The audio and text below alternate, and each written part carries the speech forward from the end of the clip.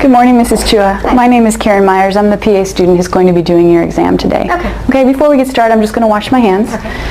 And while I'm washing my hands, I'd be doing a general inspection of Mrs. Chua's body posture, grooming, hygiene, general demeanor, looking for any signs of distress. If I observed her walking to the table, I'd also make note of her posture and mobility as well.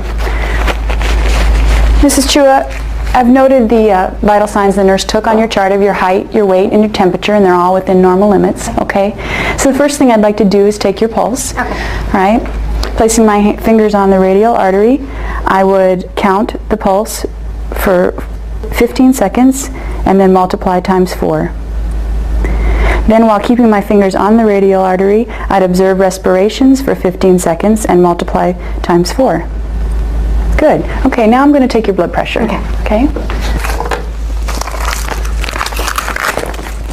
All right. Make sure we line up the arrow with your brachial artery.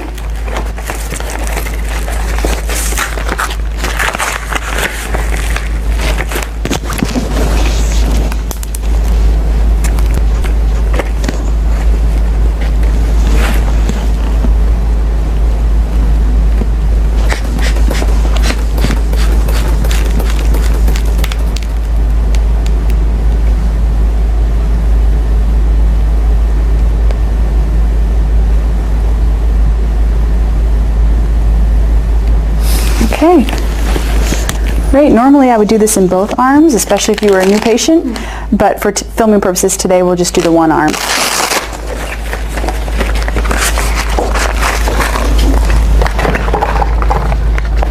Next I'm going to just do a general inspection of your skin, looking for any signs of lesions, noting the color, the temperature, the texture, and the turgor. All appear normal and healthy. Okay. Now I'm just going to do a visual inspection of your facial features, noting your hair pattern, configuration of your scalp and skull, any lesions on the face at all. Then looking at cranial nerve 7, I'll have you squeeze your eyes really tight, good, and smile big for me, and put air in your cheeks. Cranial nerve 7's intact. Now, Mrs. Chua, I'm going to test for cranial nerve 5, sensory, so I just want you to indicate when you feel me touch you by saying now, okay? So just close your eyes. When you feel me touch you, say now. Good. Now. Now. Now. Now. Now. Excellent. You can open your eyes. Now I'm going to palpate the facial bones, okay? And the frontal sinuses, any pressure there? No. Okay, and maxillary sinuses, any pressure there? No. Okay, we'll palpate the TMJ. Have you open your mouth, move your jaw side to side, and clench your teeth. The cranial nerve 5 motor is intact. Good. And the facial bones are all normal. Okay, now I'm going to go ahead and palpate your scalp and your skull. Again, noting the texture of the hair, the pattern of hair distribution, and any lesions you may see in the scalp line. And everything looks healthy and normal. Okay, moving on to the eyes, I'll just do a general inspection first, looking at the pupils and the cornea for any signs of icterus or obvious exophthalmos. I'll look into the conjunctiva. It's pink and moist, looks good. Okay, and now we'll do a visual acuity test. Just have you read the smallest line you can, covering one eye. Read the smallest line you can from front to back. 8745 XO 710. Good. And now covering the other eye, read the lowest line you can backwards. 101400X 836. Good. And you have 20/20 vision. Very good. Okay. Now, continuing with the eyes, I'm just going to note the depth of the anterior chamber, noting that there are no crescent shadows. Good. And then the corneal light reflection, the direct pupillary reflex, and the concentric pupillary reflex. Okay, very good. Now I'm going to test extraocular movements. Have you just look at my finger. You're going to follow my finger with your eyes without moving your head, okay?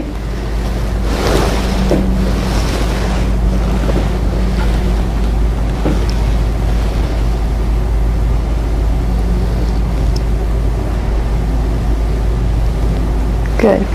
And the EOMs are full bilaterally without nystagmus, and the pupils constrict and accommodate to near vision. Very good. All right, now we'll move on to the ophthalmoscopic exam. All right, just have you look straight ahead. Normally we dim the lights here, but for videotaping purposes we're going to leave them up, okay? So just look straight ahead. I'm going to obtain a red light reflex. And then note that the cup-disc ratio is 1 to 2, the AV ratio is 2 to 3, without nicking or spasms. Do the same thing on the other side. And have you look at me, looking at the macula and the fovea, which we do on both sides as well. With Welch-Allen's new Panoptic ophthalmoscope, we're able to obtain a panoramic view of the eye grounds. Actually, the view is 5 times larger than with a standard scope, and we can easily view the fundus in a lighted room or even when your pupil's small and not dilated. Okay? The way you operate the scope is first to focus on a distant object, and then you want to obtain a red retinal reflex in the patient's eye. You're going to move the eye cup into contact with the orbit. That way you achieve the best picture. And you can focus using the focus wheel with your thumb. And you're going to examine all 4 quadrants of the eye grounds. What's really nice too is that you can move to the other eye without changing hands or viewing eyes.